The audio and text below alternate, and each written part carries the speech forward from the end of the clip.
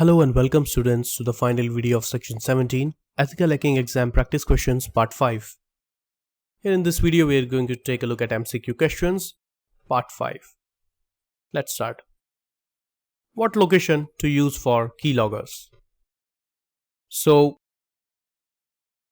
where keyloggers are located inside your system? In hardware, keyboard hardware, or UPS or operating system monitor, where they are generally insert themselves. So obviously it is hardware, your keyboard hardware. So inside your keyboard you can find keyloggers. John the Ripper is a tool available in Kali Linux, and the use of John the Ripper is to perform password cracking. So you need to find out where is password cracking. D is the right answer. So John the Ripper is used for password cracking. Which functions are vulnerable?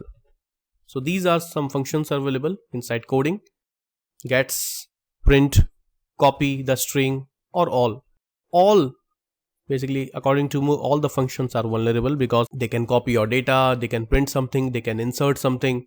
So all these functions should be disabled. How to block pop? Basically pop is for mails. To receive mails, pop is used. So the port number of port is 110. If you want to block it, then please block 110 and it will block pop port. So it is the right answer, 110 port. How many exploits are in Metasploit? So around how many exploits are available in Metasploit? So there are around 1700 to 1800 exploits are available inside Metasploit. And obviously it will increase in the next versions of Kali Linux operating system, but right now they are using around 1800 exploits. A is the right answer. How to get passwords using torture? So if you want to torture someone, then how you can get the password, and that process is called brute force attack, dictionary attack, rubber horse attack, or all. Not brute force attack, because in that we use password dictionary. It is called rubber horse attack. Rubber horse attack is basically torture someone to get the sensitive passwords. Rubber horse attack can be used. Bind an innocent file with a virus is called. So this is an innocent file and this is a virus. If we combine both of them, it creates a mixture of this file and virus file. What it is called? Mixer, converter, wrapper, or zipper? D. Zipper. This is called zipper. Resultant file is called zipper. Remember.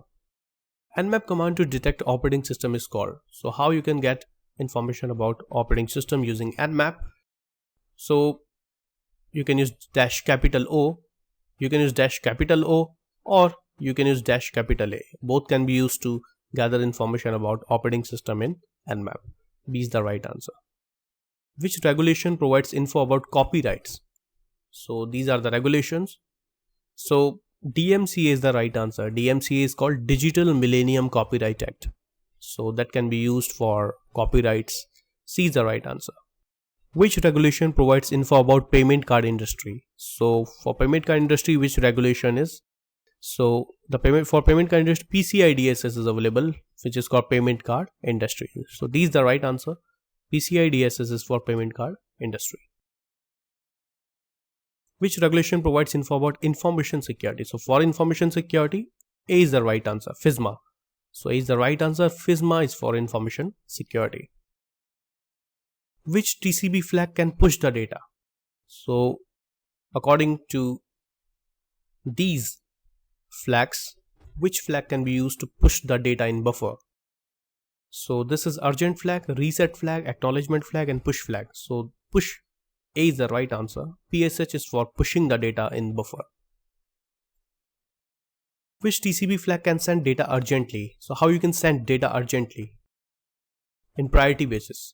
So obviously urgent flag will be helpful for you. So D is the right answer. Urgent flag can be used to send data urgently inside your network. Which TCP flag can be used to reset the connection? This is a repeat question. So if you remember, then for reset the connection, you can use RST method to reset the connection. Which malware can hide itself automatically? So according to these options, which of them can hide automatically itself?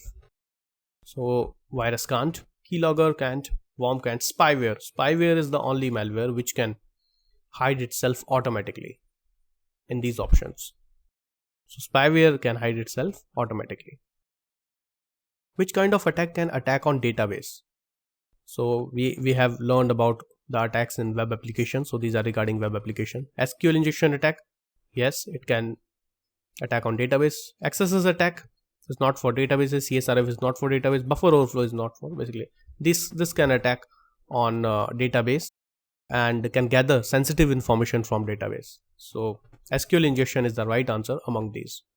In which attack attacker can grab sensitive information from bin or garbage? Shoulder surfing, when someone is looking at your password from your behind, that is shoulder surfing. Dumpster diving, right answer. Gathering information from a bin or garbage. Eavesdropping, listen someone's conversation. So I think the B is the right answer. Dumpster diving, attacker get information from a bin or garbage. Which tool can be used to gain access from Kali Linux to Windows? So we have done practicals that how you can get access to Windows 10 machine using Kali Linux, how you can bypass Defender, how you can bypass antivirus. So we already know that Metasploit is the right answer. Metasploit tool can be used to attack from Kali Linux to Windows machine to get complete access inside Windows. Let's talk about the section summary. So in this section, first of all, I have provided you overview regarding ethical hacking exam. Then later I have provided you the preparation steps, and finally I have provided you the questions answer to prepare for these ethical hacking exams. So this is the end of the course and I hope you have enjoyed it. So thank you guys for enrolling in the course.